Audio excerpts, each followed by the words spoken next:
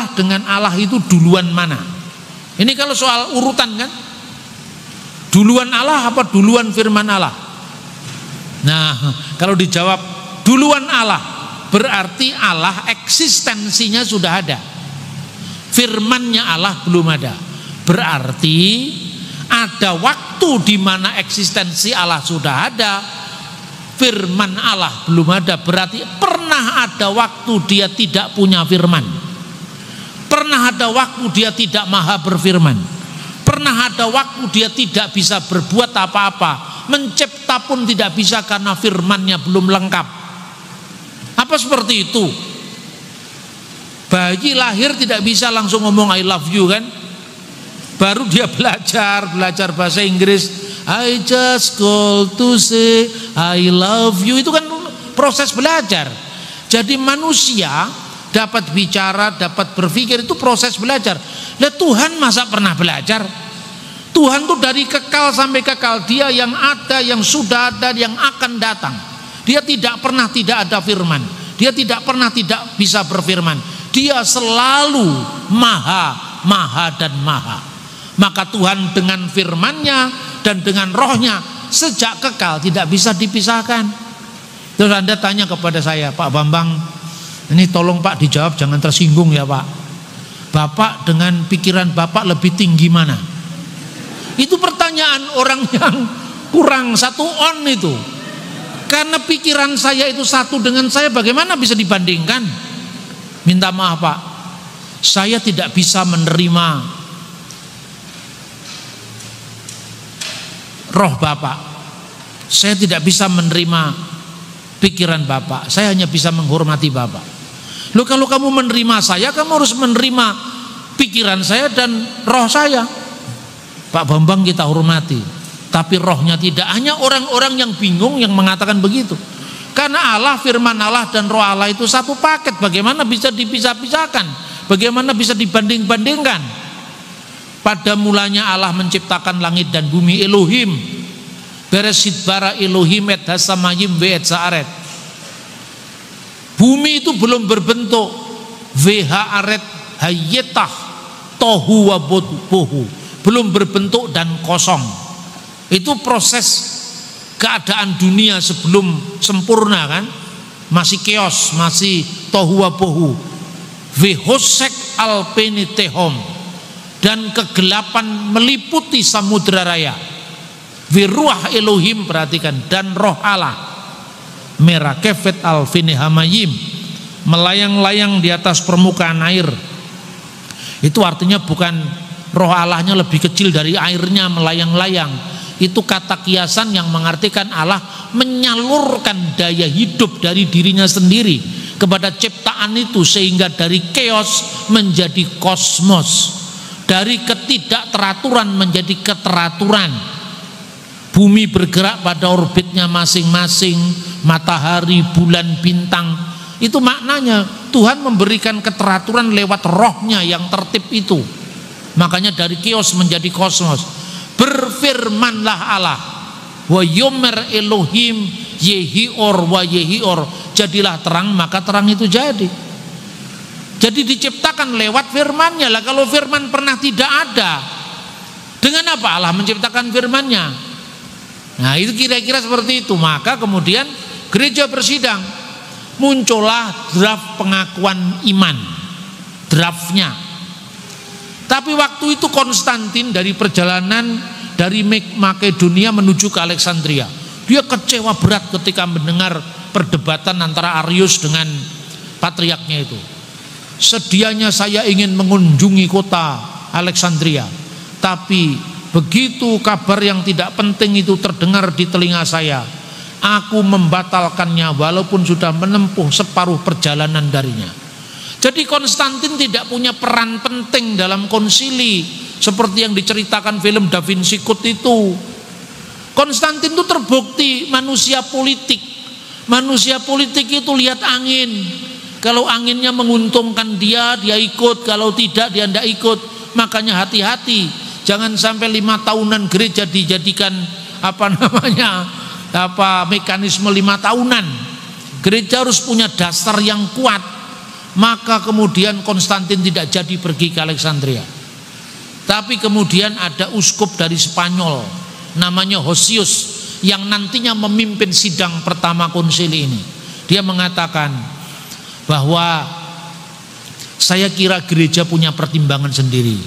Bagi engkau wahai kaisar ini tidak penting, tapi bagi kami para imam-imam gerejanya, para pendeta gereja, kita tidak mungkin kompromi dengan ajaran-ajaran yang tidak diajarkan oleh para rasul. Lalu Konstantin mengizinkan Hosius meneliti kasusnya Arius itu ke Alexandria. Setelah diteliti dia lapor kepada Konstantin, kita tidak bisa kompromi. Kompromi dengan Arius sama dengan mengoyakkan jubah Kristus. Lalu Konstantin mengizinkan, kalau gitu selesaikan persoalan teologi itu, tapi kalau bisa jangan mengganggu keseimbangan situasi kekaisaran. Oke, siap. Sebelum konsili itu kan tahun 318, diperlukan waktu 7 tahun sampai konsili itu. Kalau Konstantin aktornya konsili seperti yang orang-orang sombong itu mengatakan, Yesus kan baru dilantik jadi Tuhan di konsili Nisea, masa Tuhan kok dilantik umatnya? Benar apa tidak? Yang orang-orang yang ngomong begitu itu, pelajarilah sejarah dari sumber primer. Baca itu langsung Historia Ecclesiastica karya Socrates Scholastikus yang hidup pada masa yang sama. Baca tulisannya Eusebius dari Kaisarea dengan sejarah gerejanya. Jangan membaca kutipan dari kutipan. Lalu kutipan dari kutipan, itu mahasiswa saya sering saya marahi. Kamu tahu dari mana kesimpulan ini? Dari buku Pak. Buku apa? Runtut pijar sejarah gereja. Itu kan sumber sekunder itu. Kutipan yang dikutip oleh Tony Land ini kamu cross check dengan sumber aslinya, baru saya oke. Kalau enggak oke itu. Masa mau jadi sarjana sumbernya kutipan dari kutipan? Akibatnya kamu enggak bisa jawab. Kalau nanti ditanya, Yesus kok dilantik? Itu kan seperti itu kan kurang ajar. Memang ya kurang diajar persoalannya. Kurang makan buku, kurang makan literasi. Nah, terus kemudian pada prakonsili, masih ada prakonsili loh saudara-saudara, di kota Antioquia. Di kota Antioquia itu karena hasil Arius tadi kan tebar pesona kemana-mana, 3 orang berhasil dipengaruhinya, antara lain Eusebius dari Nikomadea, Eusebius dari Kaisarea, terpengaruh sama dia.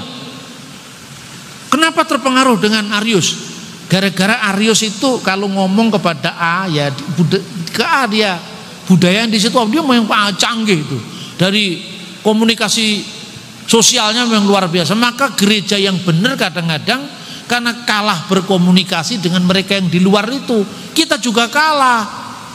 Makanya kita mesti luas ya dalam komunikasi, jangan kaku hitam putih ya, kita mesti agak luas menyampaikan. Arius mengatakan, saya ini didolimi oleh patriark saya diusir dari Alexandria, padahal saya cuma mengatakan dalam pengakuan iman itu, dan aku percaya akan Yesus Kristus anak Allah. Loh, saya kan mengatakan anak Allah.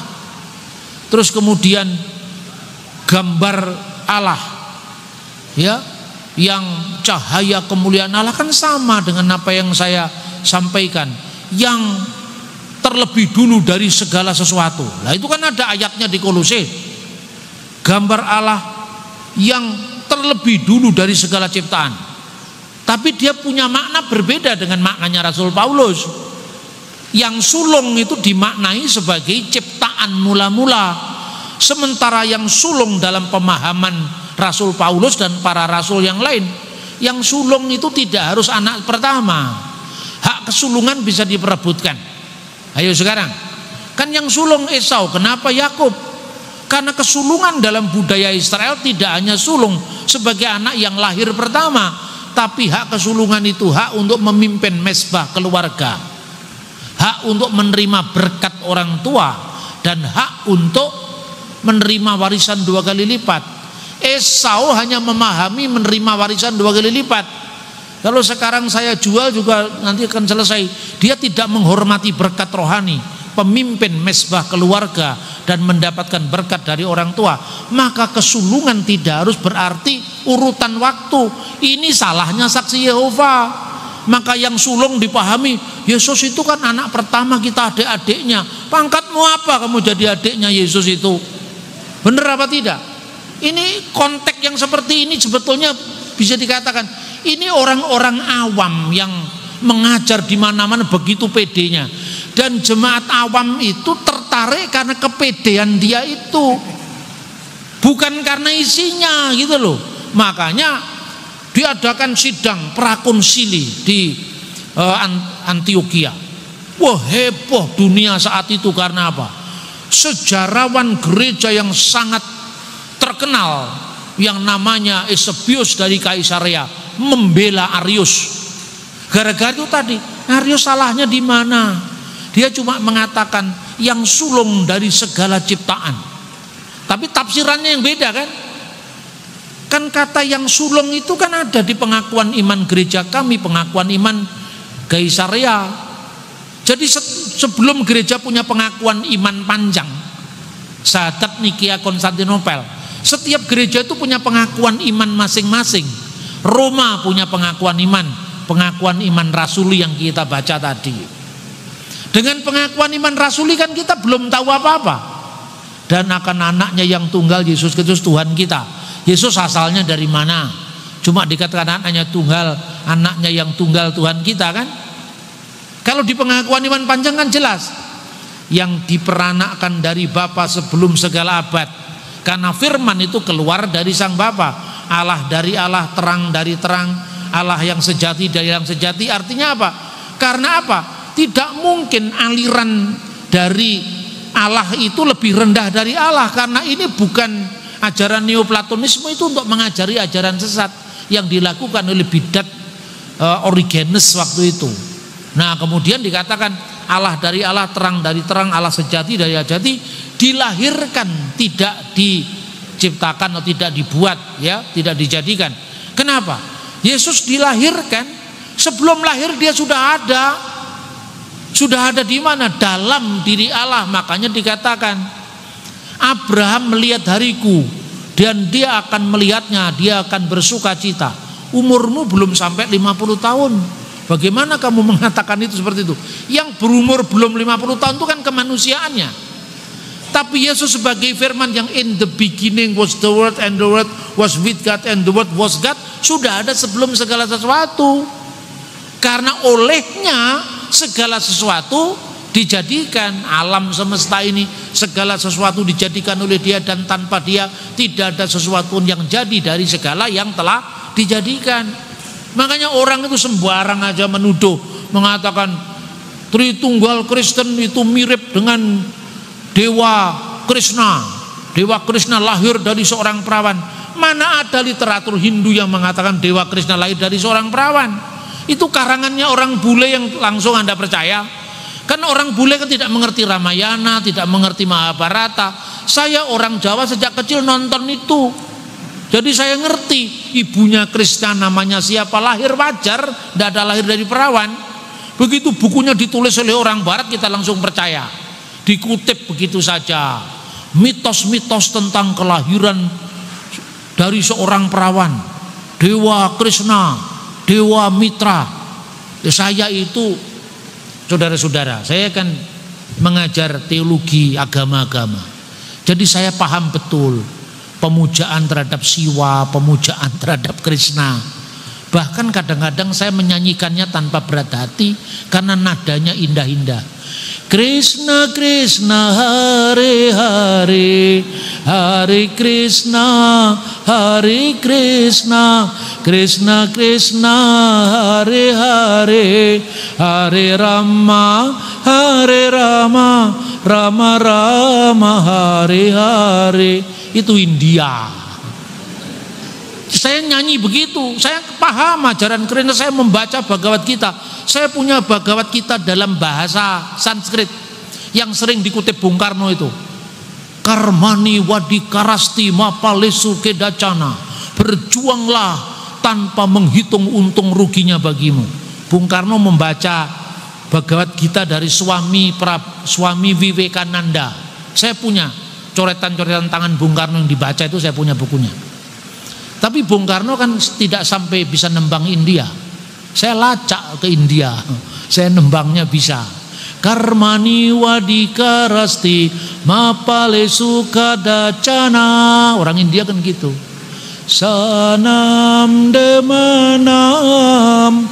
Jadi kalau ngomong India, ngomong Krishna, jangan cerita ke saya lah. Saya mulai dari versi pewayangan Jawa, Bali saya pelajari. Jadi Krishna tidak lahir dari seorang perawan. Krishna itu anak ke-8 dari bapaknya namanya Basudewa, ibunya namanya Dewaki. Kakak-kakaknya yang jumlahnya 6 orang dibunuh oleh raksasa Kangsa.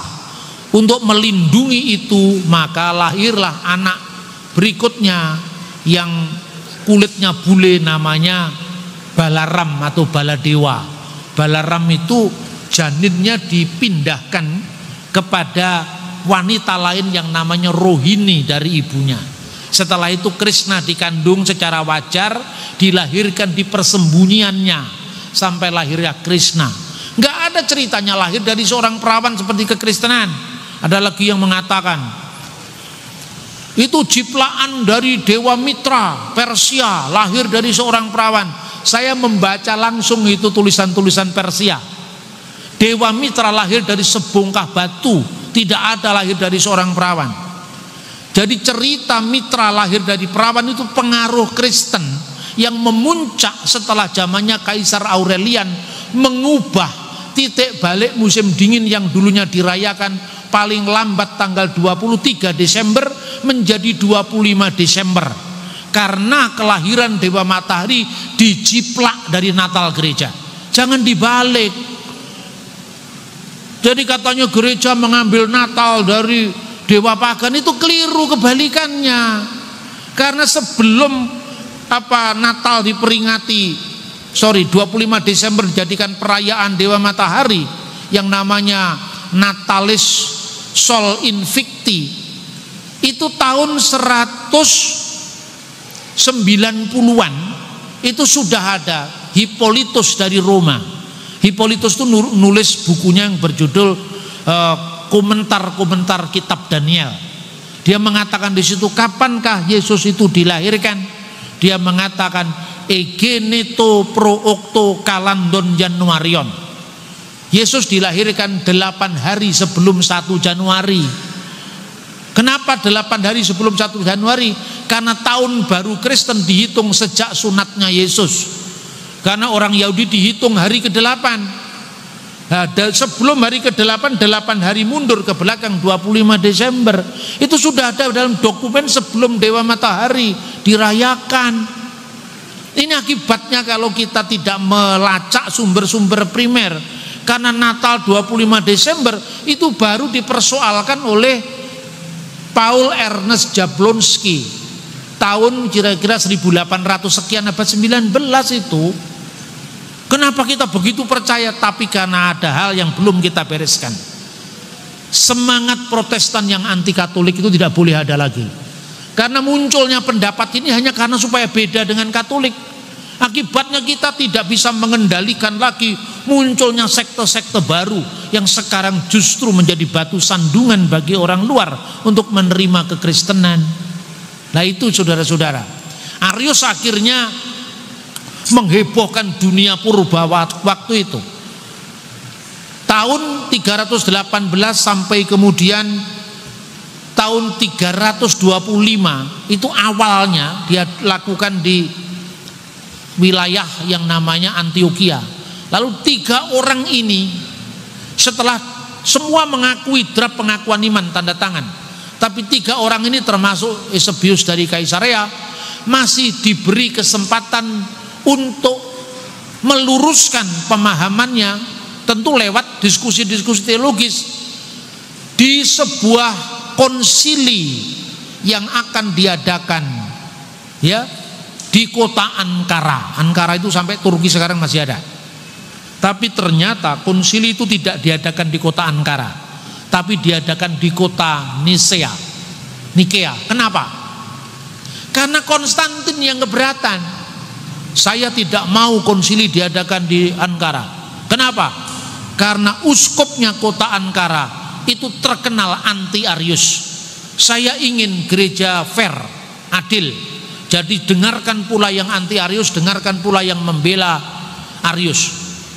Karena kalau itu anti Arius pasti konsili akan digiring untuk mengutuk Arius. Oke, kalau gitu silahkan konsili diadakan di Nisea.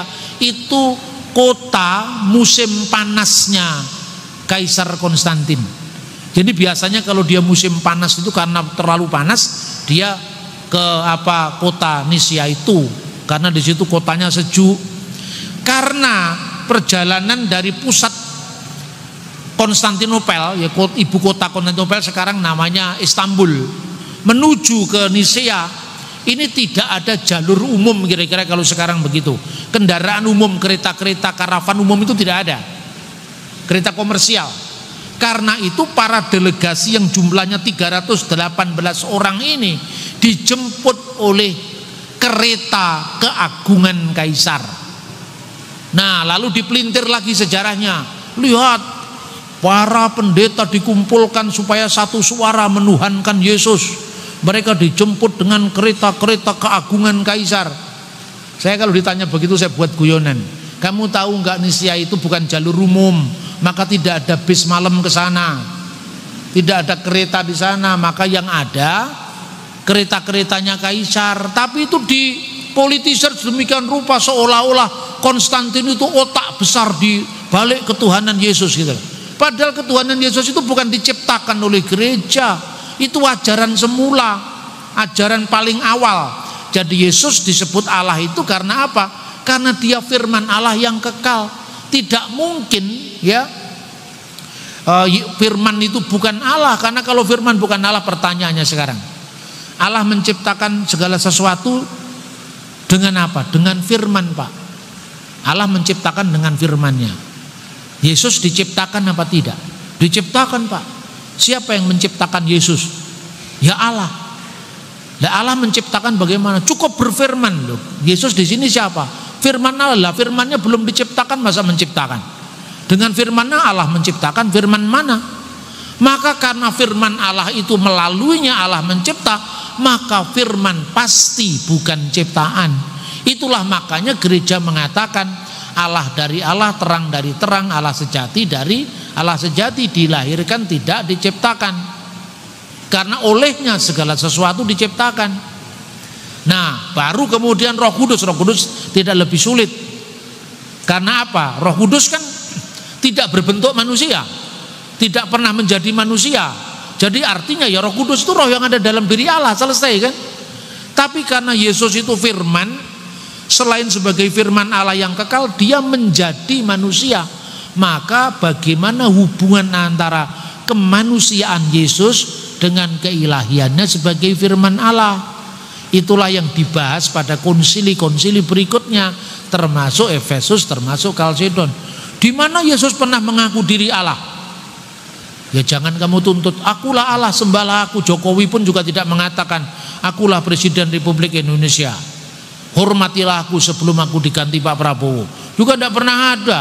Tapi ketika Thomas melihat bukti kebangkitannya, dia menyeru, ya Tuhanku dan Allahku. Yesus menerima penyembahan itu. Itu saya kira yang bisa sampaikan. Terima kasih. Ya, mari kita berikan aplaus untuk apa yang dijelaskan oleh Pak Bambang. Bapak Ibu, tadi ya pembicara telah menjelaskan kepada kita tentang bagaimana kita melihat penyesatan-penyesatan dari abad pertama sampai dengan abad keempat, dengan beberapa contoh-contoh yang telah beliau berikan kepada kita. Tapi saya ajak kita sekalian, Bapak Ibu, awal tadi saya katakan bahwa kita ada di tengah-tengah mayoritas, dan sementara kita menghadapi tantangan iman Kristiani yang cukup besar, termasuk kita juga di tanah Papua. Nah, karena itu saya berharap mari kita tanya, Bapak Ibu tanya hal-hal yang sementara kita alami ya, dan sementara terjadi dalam konteks kita di Indonesia, tapi juga kita di tanah Papua. Nah, saya berikan ya buka beberapa sesi untuk kita ya, dengan sesi pertama 6 penanya, ini 6 jalur toh, 6 penanya Iya, jalur sana Bapak, jalur 2, jalur 3, jalur 4, jalur 4 sini. Jalur 5, jalur 4. Jalur 4 belum ada ya? Iya, jalur 6, ya. 5 penanya. Silakan. Bapak sebut nama ya. Baik, shalom. Selamat siang untuk kita semua. Yang saya hormati Pak Dr. Bambang Nursena. Iya, Bapak Ibu yang mau bertanya sebut nama langsung pada pertanyaan. Siap. Iya. Nama saya Deskarol Warabai. Saya dari Jemaat Petrus Samban. Yang ingin saya tanyakan ada beberapa hal. Yang pertama, kami di Papua masih terjebak dalam penggunaan istilah terang dan gelap. Mohon penjelasan Dr. Bambang terkait terang dan gelap ini. Kemudian yang kedua, mana Alkitab yang harus menjadi pegangan kita? Karena Ethiopia punya sendiri ada, kemudian Ortodoks, Bapak mereka punya juga, Katolik, kemudian kami yang Kristen, mana yang harus menjadi pegangan kita? Kemudian berdasarkan perhitungan hari Sabat, mana yang benar? Karena itu yang melahirkan ajaran Adventis. Ulangi yang ketiga tadi. Hari Sabat, hitungan hari Sabat. Kemudian Manokwari ini kota Injil, tapi kita tidak punya museum kitab. Ya, kami dalam hal ini mungkin bisa ada sumbangan dari Pak Dr. Bambang. Ada replika mungkin kitab Gulungan Laut Mati yang bisa disumbangkan bagi kami. Kita punya apa ya tadi? Kita punya apa tadi? Manokwari kota Injil, tapi Manokwari kota Injil, tapi kita tidak punya museum kitab. Misalnya ditaruh di Mansinam. Ya.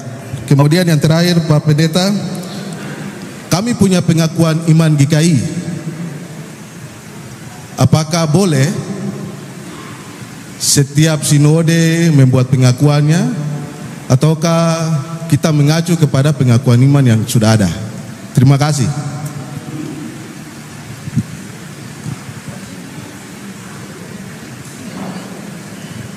Iya, yang kedua langsung nama. Shalom, nama saya Yoas Aronggiar. Satu hal saja yang ingin saya tanyakan. Mungkin sebelum masuk dalam pertanyaan ini, karena pertanyaan mungkin sedikit ekstrim, tapi menjadi pengantar bahwa yang perlu kita ketahui, tanah Papua ini dibangun oleh peradaban penginjilan. Asal masuk ke pertanyaan. Dengan hormat Pak Bambang mungkin bisa menjelaskan bahwa terkait dengan kontroversi yang hari ini terjadi, yang kemarin ditetapkan di Fakfak terkait masuknya Islam di tanah Papua, yang sudah ditetapkan tanggal 8 Agustus 1360, itu secara langsung mereka telah menggugurkan 1855. Menjadi pertanyaan, mana yang masuk terlebih dahulu? Apakah Islam atau Kristen di tanah Papua? Terima kasih, waktu saya kembalikan.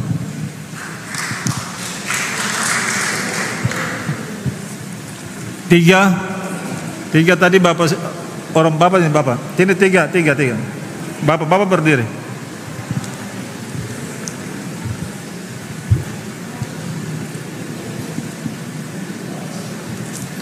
Iya, Bapak siapa? Saya nama Daniel Kende. Iya. Pertama-tama saya mengucapkan terima kasih atas kesempatan diberikan. Shalom Pak Bambang. Hampir setiap hari melihat tayangan-tayangan. Ada pertanyaan yang saya mau tanyakan berkaitan dengan keterangan dari apologet mengenai makna dari kerajaan 1000 tahun. Katanya itu sudah berjalan sekarang, itu apakah benar atau tidak? Atau nanti kita masih menantikan karena tidak mengakui adanya rapture, ya. Tidak mengakui adanya rapture, ya. Jadi itu kerajaan 1000 tahun itu sekarang sudah berjalan. Padahal iblis masih bertayang kena kemari menyesatkan. Iya. Itu satu. Dua, mengenai Trinitas. Penyebutan banyak hamba Tuhan katakan Allah Anak, Allah Roh Kudus, Allah Bapa, Allah Anak, Allah Roh Kudus. Bagaimana penyebutan yang baik itu? Kenapa? Bagaimana? Kalau berdoa dalam nama Allah Bapa, Allah Anak, dan Roh Kudus. Allah Bapa, Allah Anak, dan Allah Roh Kudus. Iya. Terus? Yang bagus ya bagaimana? Oh, yang bagus ya bagaimana? Oh. Iya. Kemudian yang ketiga, saya biasa ada berkata bahwa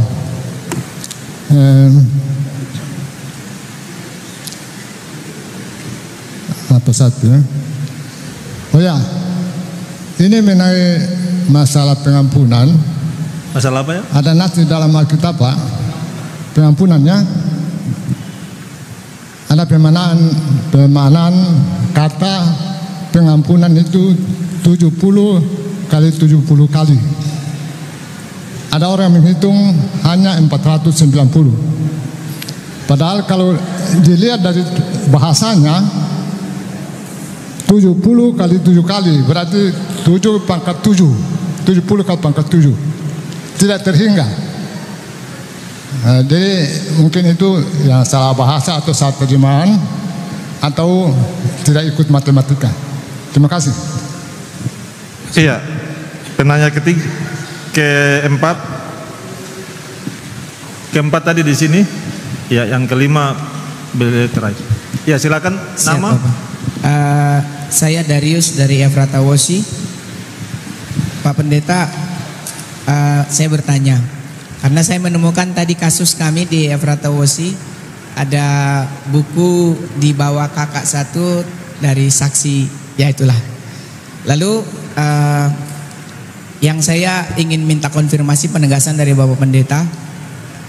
Pertama yang saya tahu dan yang saya ingin konfirmasi penegasan dari Bapak Pendeta Bambang bahwa saksi Yehova itu pertama mereka tidak percaya Yesus itu Allah dan Tuhan. Terus yang kedua mereka tidak percaya ketritunggalan Allah. Dan yang ketiga mereka hanya tahu bahwa Yesus itu diciptakan dan bukan Allah. Itu dari penjelasan Bapak. Saya minta penegasan yang untuk yang pertama ini. Karena Bapak Ibu perlu ketahui tadi pagi ada kakak satu dia menemukan buku itu dari saksi Yehova di kakak yang satu. Karena kami guru sekolah minggu, lalu saya konfirmasi, saya tanya siapa yang bawa buku ini? Dia bilang dari kakak yang ini, dari adik. Lalu dari adik itu saya konfirmasi, saya tanya kamu dapat dari mana? Lalu dia cerita saat dia di pasar dia jualan, lalu dia didatangi dengan senyum, dengan sapaan. Lalu dia langsung pertanyaan aja. Ya, pertanyaan saya adalah bagaimana mengcounter mereka. Ya, saya pikir tadi 3 pertanyaan sudah jelas 3 tadi tuh. Iya. Yang pertama itu konfirmasi tentang 3 hal tadi. Iya, 3 hal tadi. Terus yang kedua bagaimana mengcounter mereka karena dia masih 19 tahun. Terus yang terakhir sebagai pengajar di sekolah minggu, Bapak kira-kira literasi apa yang cocok bagi kami? Yang karena 19 tahun tadi apa ya? Dia yang dapat buku itu. Oh, anak. Dia umur 19 tahun. Dia baru kakak pengasuh baru. Sehingga saya mengatakan kamu tolak saja. Tapi bagaimana dengan cara menurut Bapak yang baik yang kami harus counter atau tolak mereka kalau dia datang sewaktu-waktu.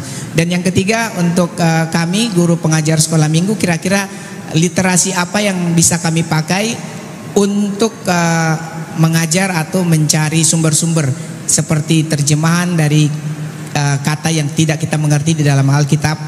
Ada kakak satu dia memakai secara online leksikon. Gitu. Tapi menurut Bapak, apa yang bagus bagi kami pengajar untuk mencari kalau kata yang di Alkitab kita tidak ngerti, kita harus larinya kemana? Literasi secara online. Terima kasih. Iya, terima kasih. Yang kelima,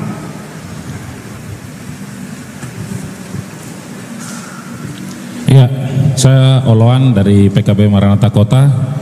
Pertanyaan pertama, di antara bapak-bapak tadi kita sempat berdebat di luar, mau bertanya kepada Pak Bambang, Bapak dulunya Muslim atau bagaimana?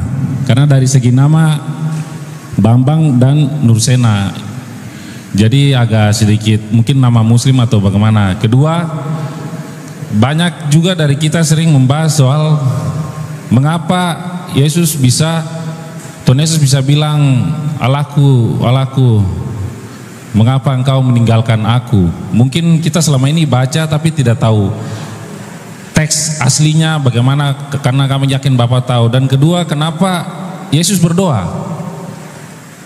Dan bisa kurang, maksud saya mungkin waktu di Taman Getsemani sepertinya Yesus merasa takut. Itu aja. Terima kasih. iya terima kasih. Mari kita tepuk tangan dulu untuk 5 penanya. Luar biasa. Yang penanya pertama itu ada 5 pertanyaan. Pertanyaan pertama, ya di Papua, ya kita kenal ada istilah terang dan gelap.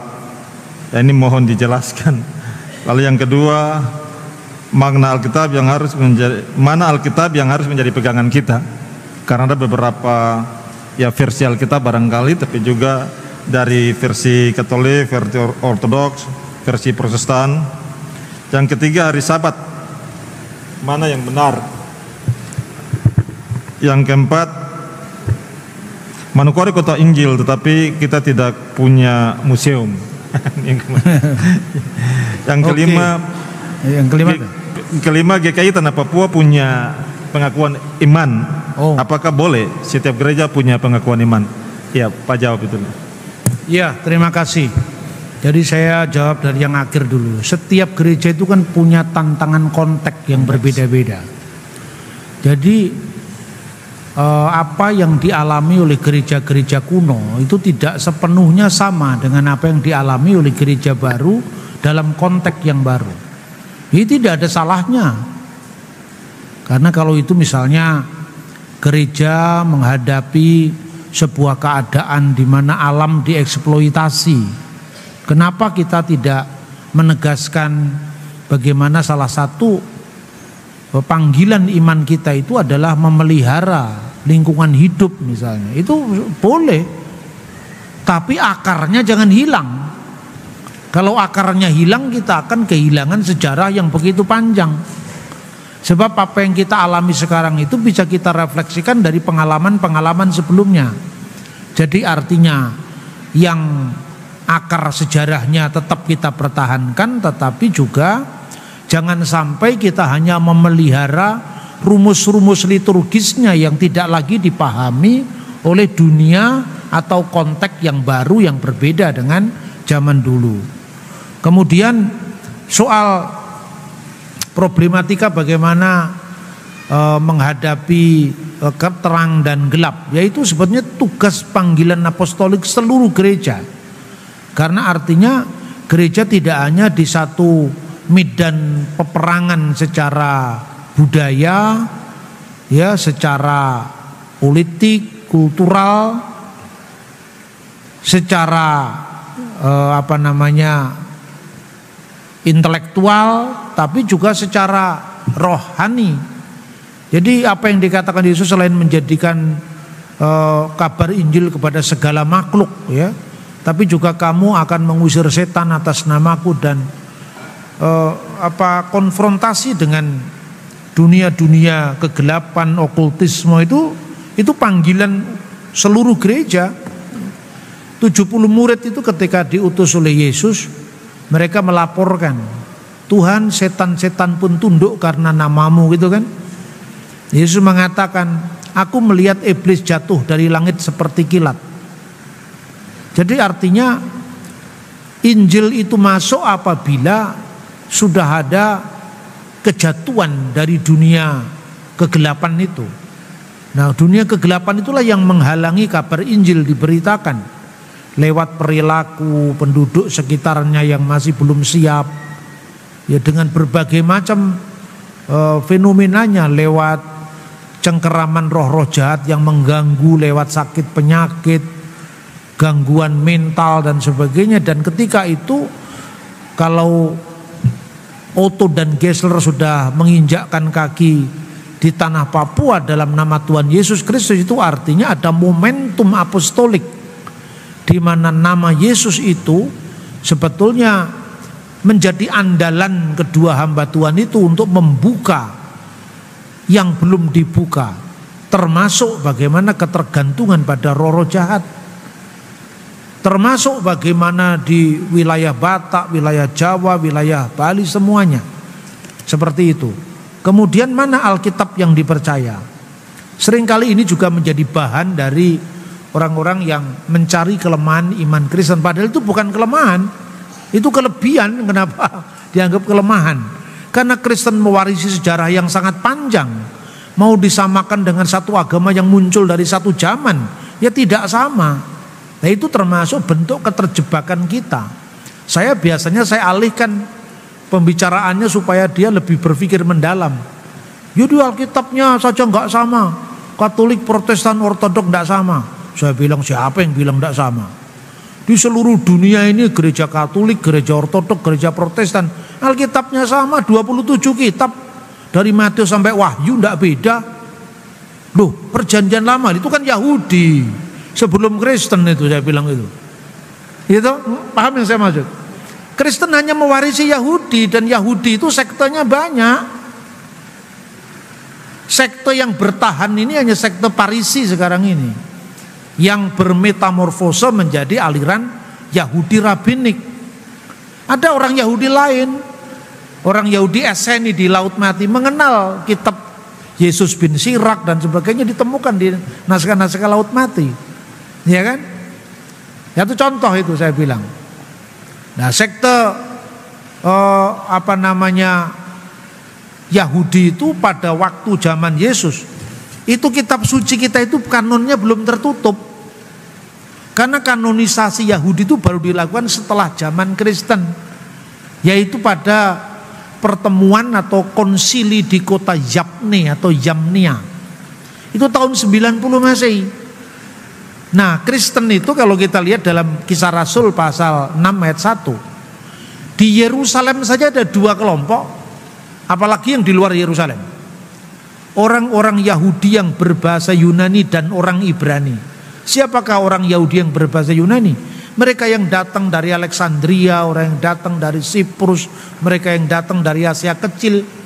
Setiap 3 tahun sekali mereka selalu datang ke Yerusalem. Mereka bahasanya Yunani. Nah, Alkitab dalam bahasa Yunani yang dikenal itu namanya Septuaginta. Itu Alkitab orang-orang Yahudi perantauan itu loh. Itu Septuaginta, di mana di dalamnya ada kitab Yesus bin Sirak, Makabe, 1-2 Makabe, kebijakan Salomo, memang ada itu. Katolik mewarisi Alkitab dari kaum diaspora ini sama Ortodok. Hanya Ortodok memelihara langsung teks yang namanya Septuaginta. Katolik mengambil Septuaginta yang sudah diterjemahkan oleh Hieronymus, namanya Vulgata Latin. Makanya kalau itu era dulu ya, era sebelum era ekumene itu, orang Katolik menuduh Protestan ngurang-ngurangi kitab, ganti Protestan menuduh Katolik menambah-nambahi kitab, lalu dikaitkan dengan Wahyu pasal 22. Sekarang tidak ada lagi yang seperti itu. Buktinya apa? Lembaga Alkitab sudah menerbitkan kedua-duanya. Ini kan terbitan lembaga Alkitab loh. Lembaga Alkitab Indonesia, Alkitab Deuterokanonika. Di sini ada Konferensi Wali Agung Gereja Indonesia KWI. Jadi yang yang 66 kitab ini yang kita tulis kemarin ya, itu kanon Ibrani. Ya, kanon Ibrani. Dari Kejadian sampai Maleaki. Kenapa Maleaki sebagai kitab terakhir? Ini pun urutannya juga tidak sama dengan teks aslinya. Urutan aslinya itu yang terakhir itu Tawarik. Maleakinya ada di agak tengah. Karena urutan Yahudi itu begini. Tanak. Jadi kitab perjanjian lama kita yang satu ini diwarisi Yahudi dan Kristen. Orang Yahudi tidak percaya Yesus pun Alkitabnya perjanjian lama yang namanya Tanak itu. Tanak itu Torah, Nevim, Ketubim. Torah itu terdiri dari Bereshit, Elesemot, Wajikra, Bamidbar, Devarim, Kejadian, Keluaran, Imamat, Bilangan, Ulangan. Kemudian Nebiim, nabi-nabi. Nebim itu terdiri dari Nebim Rishonim, Nebim Akarunim. Nabi-nabi awal, nabi-nabi akhir. Dan nabi-nabi akhir itu dibagi lagi menjadi nabi-nabi besar, nabi-nabi kecil. Nabi besar itu yang Yesaya, Yeremia, Yesiel, yang kecil-kecil itu 12 nabi itu persis sama. Yang terakhir itu Ketuvim. Ketuvim itu diawali dari Tehilim, Misele atau Mazmur, Amsal, terakhir Tawarik. Nah, Maleaki di tengah-tengah yang tadi nabi-nabi kecil tadi gitu loh. Urutan Indonesia ini diambil dari urutan Septuaginta tanpa Deuterokanonika, bukan urutan Ibrani. Makanya kalau Bapak Ibu membeli Alkitab bahasa Ibrani Indonesia terbitan Lai, jangan kaget. Itu ada dua, Ibrani Indonesia. Tapi urutan kitab yang terakhirnya adalah kitab Maleaki. Itu urutan aslinya menurut Tanak. Nah kalau ini urutan Septuaginta setelah dipisahkan Deuterokanonika. Ya, makanya kalau pendekatan sekarang tidak seperti zaman dulu. Orang misalnya salah satu argumentasi dari kalangan Protestan, kita tidak bisa menerima kitab-kitab itu karena tidak pernah dikutip oleh Yesus gitu misalnya. Karena pada zaman Yesus kitab itu masih dalam proses pembentukan. Ya misalnya belum semua mengenal yang namanya buku yang namanya Makabe. Tetapi yang tercatat dalam Makabe itu sampai sekarang dipraktekkan orang Yahudi. Juga dihadiri oleh Yesus dalam perayaan. Jadi kalau Yesus mengutip langsung dari Makabe tidak. Seperti yang dikatakan, seperti yang tertulis dalam kitab Nabi tidak pernah ada. Tapi kalau Yesus menyuarakan hikmat yang ditulis oleh kitab Deuteronomi, ya. Misalnya, marilah padaku hai kamu yang letih lesu dan beban berat. Itu gaung dari buku yang namanya Yesua ben Sirak. Kitab Ibrani bukan kutipan langsung. Yesus itu adalah gambar Allah yang menopang segala sesuatu. Itu bisa sejajar dilihat dari kebijakan Salomo pasal 7 ayat 18 dan 19. Pantulan dari cahaya kekal dan gambar wujud Allah itu ada di sana. Jadi karena itu bukan Tanak, maka tidak langsung dikutip dalam pengertian seperti tertulis firman Tuhan. Tapi kebijakan itu dilanjutkan, dipelihara oleh orang Yahudi. Bahkan perayaan Yahudi yang namanya Hanukah. Hanukah itu perayaan penahbisan bait suci. Makanya kalau Bapak Ibu pergi ke Israel, ada kaki Dian bercabang 7. Ya, ini tadi. Bercabang 7 itu namanya apa? Menorah. Itu ada ayatnya dalam Taurat kan? Tapi kalau Anda pergi ke Israel ada kaki Dian bercabang 9. Ayatnya di mana itu? Tidak ada dalam perjanjian lama Ibrani. Tapi adanya dalam 1 dan 2 Makabe. Kenapa? Karena itu terjadinya intertestamental. Jadi setelah kitab Ibrani ditulis, antara tahun penulisan kitab Ibrani, kitab Maleaki, kitab Zakaria ini sampai perjanjian baru, itu ada kurun kira-kira 500 tahun. Lah kurun itulah yang diisi oleh buku-buku Deuterokanonika. Maka apa yang diperingati dengan peristiwa zamannya Makabe itu?